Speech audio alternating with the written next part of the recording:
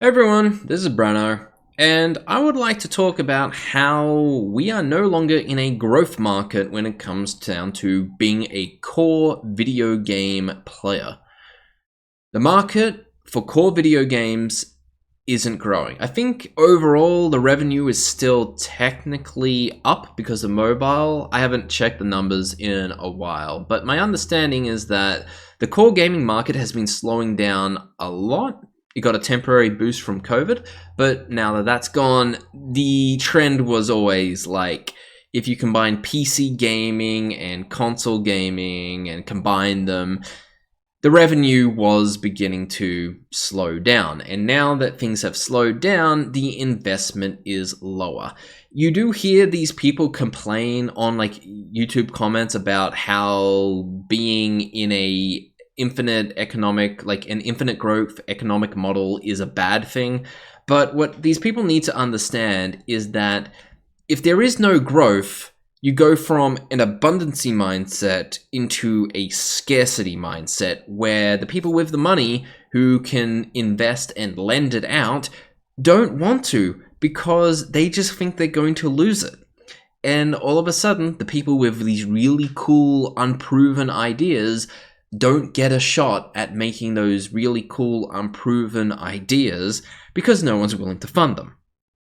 And so that seems to be sort of what's happening in the video game market at the moment, where the only way to make a game is to self-fund it by taking like a pretty big risk. Like our economic system is entirely about convincing the people with the money to invest in the people without the money, but with the ideas. That's our economic model. And when people can believe that if I invest today and like if I invest today for a better future tomorrow, then hey, we've got a good economy. If I assume things are just going to get worse in the long term, we have a bad economy. And I'm just going to hoard all my money and not invest it because I think things are just going to get worse. But how does this relate to video game funding? Well, I've already stated it. People are losing their jobs and indie games are not getting funded unless they are surefire hits. And this puts some question into what value do publishers have anymore? Because the publishing model at the moment doesn't make sense. It made sense when indie games were growing and simply just, you probably heard of the phrase, a rising tide lifts all boats. Well, sometimes this is about working together. We can all benefit from that. But it also means a case of if you are in a growth market, you can expect things to get better just by participating in it. You can be significantly more loose about what you invest in because the market grows and that reduces the overall risk of your investment. Now, if you're a publisher and you are continually finding that you're taking all this financial risk for indie games and they are not returning your investment, that happens enough time, you're beginning to realize that I can't take nearly as much risk as I once did. And what this means is that instead of funding risky projects for the chance that they make some money, you see that as, well, that's not worth it. And so instead, what you're doing is trying to find these surefire hits, invest in them early, convince the person to give them like a cut of their profit, and then coast off that by saying you'll do marketing and stuff. And it's not really working out anymore. Because if you are a developer and you've got a game that is a surefire hit, you don't need someone to take the financial risk for you because you've got a game that's going to justify itself. Why would you let someone else take a cut at the very end? That's ridiculous. The other question is with, do the publishers actually add value by being able to market your product? A lot of people think it has, but these the value that they had was normally having a contact in legacy media and stuff. And the problem is no one gives a fuck about IGN, Kotaku, or anything like that anymore. Well, people still do with IGN, but it's a lot less than it used to be, and the other websites are basically irrelevant anymore, like nowadays. So all the marketing is done by, Sweaty Bob Games, who is an obese, angry gamer, and people watch him because they want to see that person's particular opinion. And that's the new media. The new media are these weird people online who make kind of indie games their job. That's the media.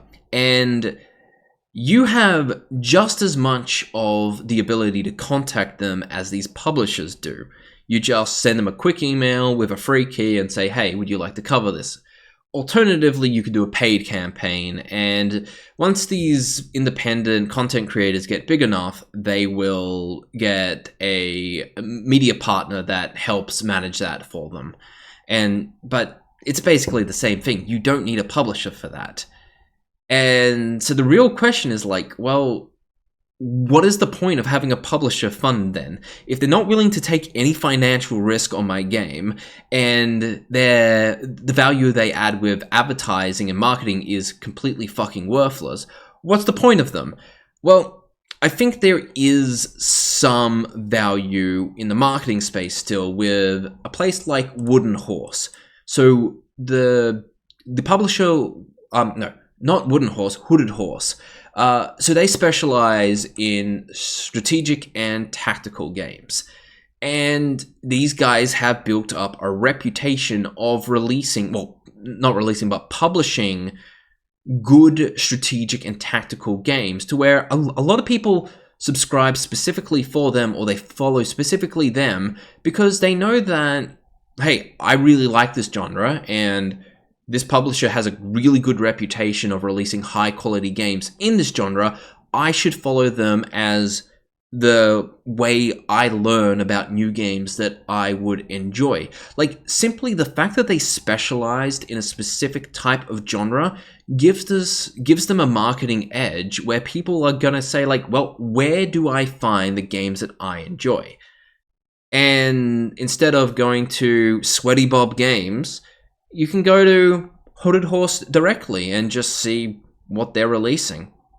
That's a value add. That's an actual value add that Hooded Horse does, simply by specializing. You've also got Big Mode, where even though basically Peli Basso knew that his game was going to be successful, Dunkey himself, who is the lead guy at Big Mode and a big YouTuber, has a massive audience of people who take his gaming opinions extraordinarily seriously.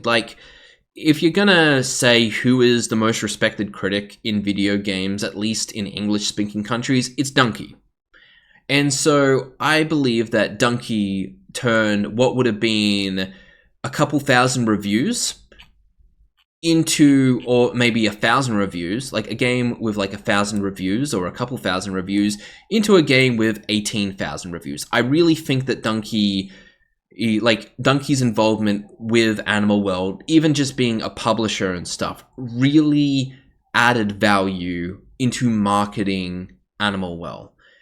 But that's rare. It's rare for a publisher, themselves, their very existence, because if people respect the publisher, they will go to them as who can give me new games. I think Devolver Digital was that for a while, where people would just play Devolver Digital games. But the problem is, I don't really know what a Devolver Digital game is going to be. It's very broad. It's a very broad spectrum. So it's just all right, I'm hoping they release high-quality games. And the reality is that they're pretty mixed.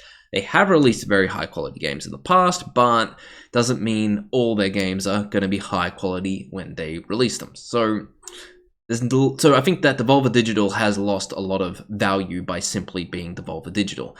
Their name is no longer a marketing force on its own. And while Big Mode, or Dunkey more specifically, and Hooded Horse, they add value by simply being your publisher.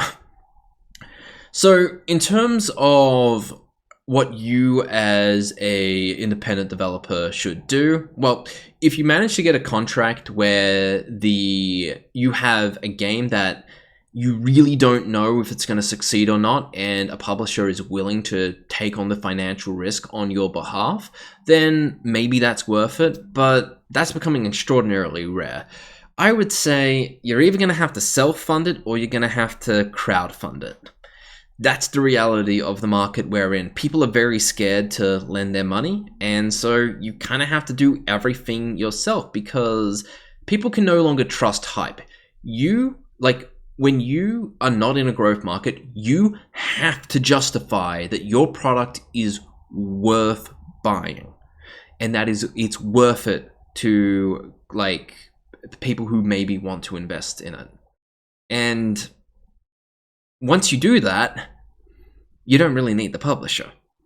So I think that the era of publishers will mostly go away, but you're going to have a couple of publishers who specialize in very specific types of games.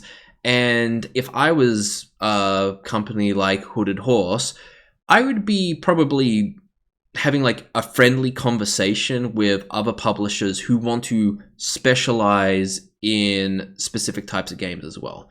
I think as well, publishers can also help with localization and stuff. That's something I missed. That's another value add that a publisher could add, where they got good localization talents and stuff, or potentially porting talents, where maybe if you are a publisher, you could port stuff. That's another value add that you could do that maybe a independent developer wouldn't be able to do by themselves.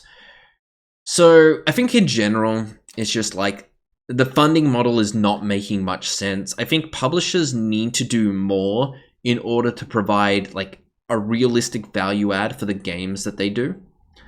And the reality is that as an independent developer, you're probably going to have to self-fund the majority of games that you make. Anyway, that's it from me. Have a good one. Bye.